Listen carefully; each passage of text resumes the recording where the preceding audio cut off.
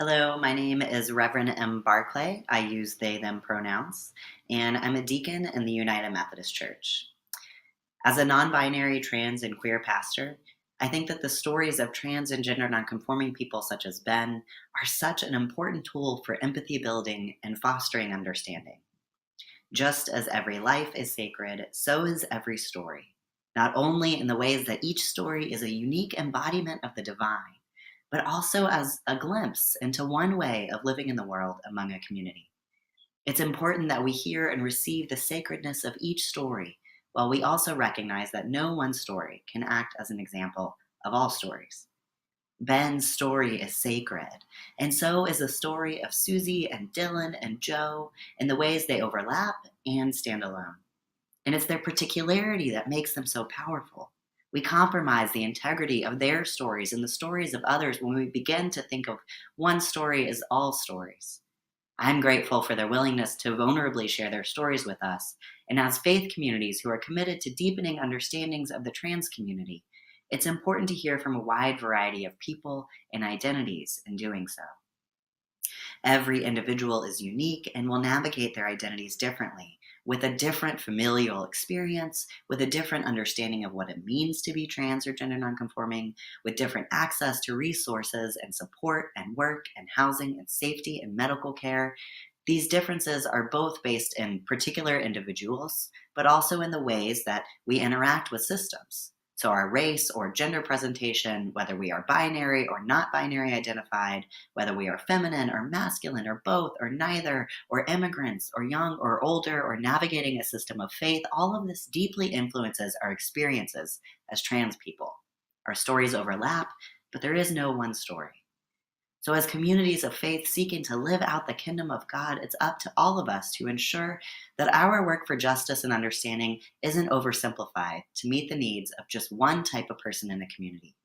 The kingdom of God is expansive and multifaceted and requires our willingness to pursue tensions and paradox and to hold conflicting narratives together.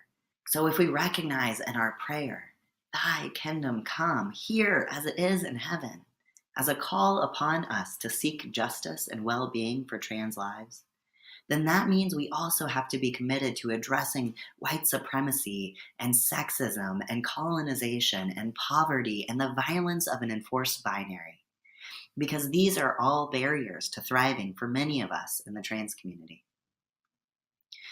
One example of this is the ways in which whiteness and colonization has actually shaped our culture to make it appear as if only having two genders is just a natural fact. This, however, is far more a product of power than of reality. Though the examples are many, one important is our history as white colonizers of the Native community, where before the Western binary was imposed through violence and forced assimilation, there was, before the colonization of this land, a wider variety of gender expressions and identities that were not simply man or woman. So, doing the work of trans justice requires that not only do we question our current constructions of gender as a binary, but we also do the work of owning our own colonial history. Other communities across cultures and histories have also recognized more than two ways of doing gender. And these ways have always been with us, but only recently has mainstream conversations begun to accept the language used by some of us to identify ourselves outside of man or woman, or outside of a linear understanding of masculine and feminine as non binary. Gender is so much more vast and interesting and complex and beautiful than just two ways of being. It's even more than just a spectrum between two ways of being. It's less like a line between two dots, a very linear and Western way of thinking, and far more like a kaleidoscope, an ever changing set of color patterns and shapes that both include our bodies and our flesh, but cannot be defined by them. God has gifted us with so many different ways of recognizing her, and we have rejected all but two. I think that the best fruit that can come from wanting to deepen and broaden understanding of the trans and gender nonconforming communities, is being a part of the urgent work of ending violence and structural harm that targets marginalized lives.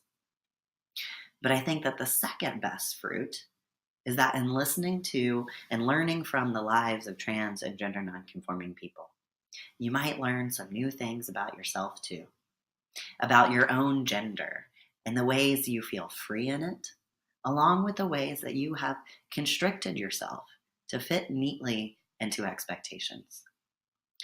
You could learn more about your own race and your class and your sexuality too. Ultimately, I think our task is to learn more about how to restore the world to the harmony with which God intended it.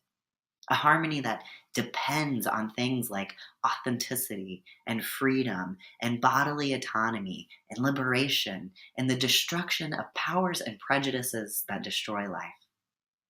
That task means engaging with gender, letting it unfold in you and in the world in all the ways that lead to more flourishing, and taking to task all of the ways it's used to control and to limit the beauty and goodness God intends for us. So, along with taking very important concrete steps like evaluating how inclusive your faith community's bathrooms are, is there a place for those like myself who are not men nor women to use the restroom safely and comfortably? Would trans women and trans men at your church be welcomed in the bathrooms that align with their gender? Do you share pronouns when you introduce yourself so that others might be able to share theirs too? Do you and your community avoid assuming people's genders as they walk in and you greet them? Are you engaged in advocating in the community for or against laws that disproportionately affect trans people, especially trans women of color, like bathroom bills and sex worker rights and housing discrimination and trans issues in the criminal justice system? Are you advocating for recognition of more than two genders? There are so many urgent concrete steps to take. And as people of faith, our task is both concrete and spiritual, and those are two sides of the same coin. So while we do the hard work of advocating for concrete changes that are liberative and just, as you do that in solidarity with trans folks, there is spiritual work to be done too. The work of your own interpersonal reflection on how gender has shaped your life and how you project it onto others, and unpacking the ways prejudice towards trans people is internalized. That is important, slow spiritual work that must also be done. But God is in that, with you and for the sake of all of us.